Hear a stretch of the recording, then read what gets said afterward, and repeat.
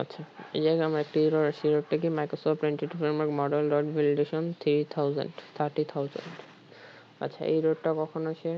যখন আমরা একটা মাইগ্রেশন অ্যাড করতে যাই, add MIGRATI migration F add migration G, যদি আমরা একটা মাইগ্রেশন অ্যাড করতে যাই তখন এররটা দেয় খুব সম্ভবত। দেখি, এই যে যখন একটা মাইগ্রেশন অ্যাড করতে যাই তখন এই এররটা দিচ্ছে। সো এখন এই এররটা দিচ্ছে কেন?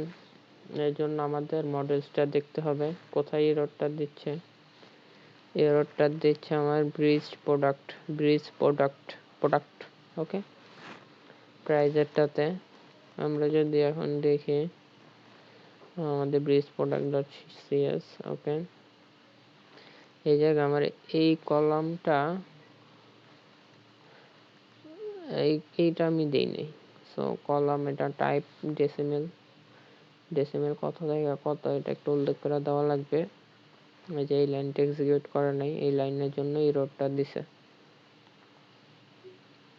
সো এটা বলে দেওয়া লাগবে 18 না কত। 18 আমি এই জায়গায় চাইলে 36 দিতে পারি, 78 দিতে পারি, 79 দিতে পারি।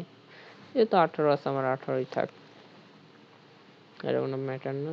এবার দেখি, এবার রান দেই, সেই জায়গায় তো আছে। এবার মাইগ্রেশন অ্যাড করি। এবার মাইগ্রেশন অ্যাড করলে bridge product BRIZ bridge product PRDZ। এবার মাইগ্রেশন অ্যাড করলে মাইগ্রেশন হওয়ার কথা, এবার আর এরর দেওয়ার কথা না। দেখি দেয় নাকি। এই যে মাইগ্রেশন কিন্তু হয়ে গেছে। সো এই টাইপের এরর আসলে এভাবেই সলভ করতে হয়। So that's it, bye bye.